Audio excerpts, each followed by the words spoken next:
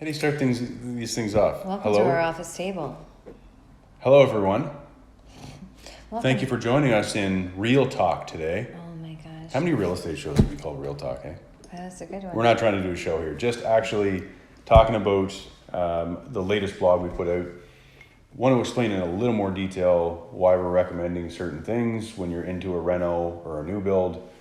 I do think that it's very important to look ahead, and your finished product is really a reflection of your planning from months before. Yep. And it really makes a big difference to plan everything ahead, from the location of light fixtures to some of the custom features. So we recommend just a few kind of custom features, at least some of the ideas that we mentioned here, put some thought into them. I do think they make a big difference. One of the first things that I mentioned is deck posts. I've been given this recommendation for so many years. The size of the corner posts you put on your deck, like your posts and your railings, are most times the last thing you do on the deck, right? So you can go with any size. Go with the size that looks the best. All you need to do is 4x4s, and if you don't really talk to your contractor or builder about it, they'll probably go with 4x4s. Hey, order the wood for your deck, and they're probably 4x4s. Talk to them about going 6x6 or even 8x8. Or even larger, depending on the style of your house and the size of your deck and everything else. Everything should fit the overall style and design. Right. It just gives a bit more of a luxurious feel, especially if that's the first impression of your home when you're coming up the stairs and you're coming onto the deck, for it to have a bit more of a grand look. It is important. Yeah. From beams on the front of your house, maybe if you have a veranda, to just your back deck, having the post, the bigger corner post, it's just a higher end look. And talking about coming up the stairs, stair risers. Yep, just gives it a finished look too, right? So just make sure you talk to your contractor about it. It's something to keep in mind, that, mention that you definitely want the risers, because I would say in most cases, we don't see them. Definitely putting the stair risers in gives an overall finished look. It's much cleaner. And yeah, we always recommend stair risers. And for the cost, it's so minimal to add them on. Yep. And again, it's just one of those things you have to think to mention it to your builder or your contractor during a rental. So, yeah, well worth mentioning. Yep. Another thing that I've been saying for years is baseboards. And actually, we did it here in this office. We did a just recent, reno. I guess we're still finishing it up in the office here. And there was nothing wrong with the trim in this building. And we ripped it all off and went with, different trim, more modern trim, because we're in here for the long haul. But also the size of the baseboards really gives a more solid feel. It really shouldn't matter at all. It's just cosmetics, but we went with a 5-inch, 3/4 thick baseboards, and they do really give a more solid feel than that other. Yeah.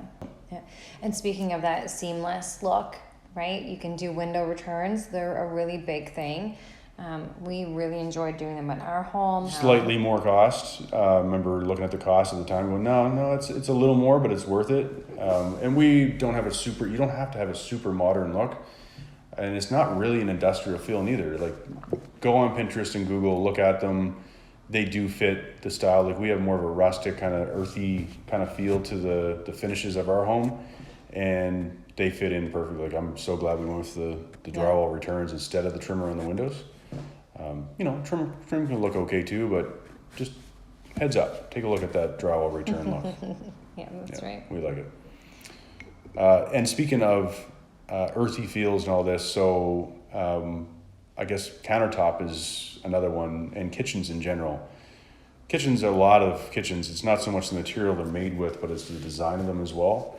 So have different depths in your cabinets and stuff like this. So really look again on Pinterest and all that. If you're gonna skimp in, a few areas in your house, I don't think you should do that in your kitchen, Right. I think you should, it's such an important room. For sure. And one of our favorites that we've seen in homes and that we've, looked at using in some of the projects we do is wood counters. If you can't afford butcher block, there's acacia wood.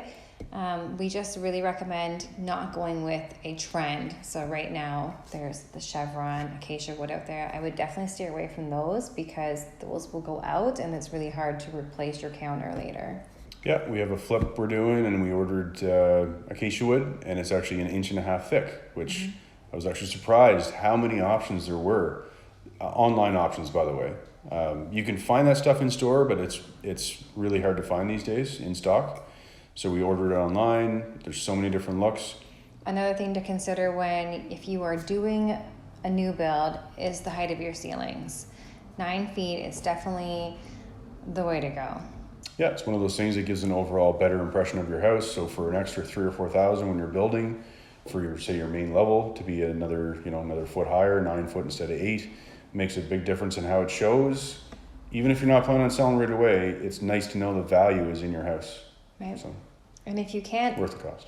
Raise your roof, literally, then you can install a tray ceiling. And we don't really agree on this, but I always think a tray ceiling is a good opportunity for a little personality, where you would paint the inside of that tray ceiling a color, or even wallpaper it. Love a good wallpaper.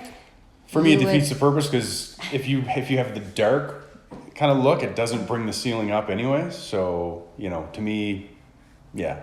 I'm not going to say in every case. It really depends on the house. Yeah. It's a case-by-case thing. There's so many things that's a case-by-case thing with the house. Like, you can't just give a broad, like we're trying to do this as a broad, but anyway, you can't always do that. It really depends on the style of your house. Everything has to match the style.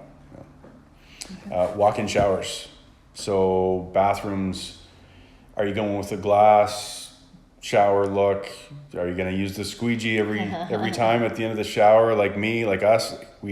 I don't enjoy the end of a shower, right? So I actually a lot of times run down and use the main level shower that has a regular old curtain, because I don't want to squeegee at the end of the shower. It's not how I like to start my day. Yeah, a walk-in shower is a great option if you can have that in your space. It is, a little less maintenance for cleaning and stuff like you were mentioning, especially if you have hard water glass. It's tough to keep clean.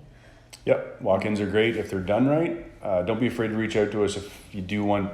I got one that you can do that's 5 feet long, so same as a regular tub and shower. If you're replacing that or whatever, if you're doing a reno, it has to be a little bit wider, but not that much wider. So you can fit it in a small space, or you can go with a larger one too, which is that much better again. Yeah. Be careful though too. Don't just do a walk-in. Like we were in Dominican and it was a walk-in and it was just open at the end and the water did splash out quite a bit. So I would not want to deal with that every day in my house, right? Yeah. So, but anyways, it has to be done right, the right design. Mm-hmm. For sure. And speaking of walk-in things, what's one of your favorite things in a home? 2 walk-in closets. You don't see it often at all, but it is something that you should see more often. I've been saying this for a while, and we have one big walk-in closet, and what do I say all the time? You wish you had your own. We should have had the same space we should have used. It's because I sing while I'm getting ready. I think I sound magical, but not so much. You're usually still in bed when I leave the house. So anyway, I don't know what you're talking about, but no, the odd time. In addition to the walk-in closet, a great feature is having laundry inside your walk-in closet. Because I used to be notorious for leaving my clean laundry in a basket on top of the dryer. And now, because it's so close and it's so accessible, my laundry is put away, which is so nice. So if you have the space, maybe in your home, if you have a 4th bedroom, you want to convert that into a walk-in closet if it's adjacent with your primary bedroom. But if you do have the space for a washer and dryer in or right off of your walk-in closet, amazing. Yep, it's nice. So there's so many buyers that look for homes where the laundry, main floor laundry is a term, but it depends on the style of the house. You don't really want main floor laundry if it's a 2-story. So if you do have a 2-story that has 4 bedrooms, you want to make that dream walk-in closet as well as your regular walk-in closet. And if you do have, room for the laundry as well, actually a door going to the hallway is that much better too. If you can have 2 doorways in your laundry room that's attached to your walk-in and attached to the hallway. And so lastly, in this blog, however, even though this is coming to an end soon, please, if you have any other questions about any other things, we love chatting with people about home design and what they're going to do and how to map things out. So please always reach out. But one of our last tips and one of our most favorite recently is if you want to change the exterior of your home, give it a little bit curb appeal. Maybe you bought the red siding when it was, really popular and now it's a little pink. You can actually paint the exterior of your home and it looks like you put brand new siding on for a fraction of the cost. Yep. Yeah, we have a wonderful painter. You see your neighbors doing new siding and you think, oh yeah, vinyl. No, you can't paint vinyl. Yeah, no, you can absolutely paint vinyl. There's a paint for that, right? So Yeah. We did it twice now. Yeah, we did. So. And if you want to see it in person, feel free to stop by the office. We actually painted the fascia, the soffit, the window trim, all of it. It's all black for this particular case. Yep. And it was a nice choice. We're really happy with it, and it's so affordable compared to. And I wouldn't recommend painting the eaves in many cases at all. We were going for more of a commercial look, but you can paint your siding. You can mask out your windows. You can choose if you just paint the siding or a little bit more. Yeah. All of this talk of renos has me wanting to take on a new project at home. It's time to get going then. Time to stop. Thanks for watching, everybody. We'll see you next time.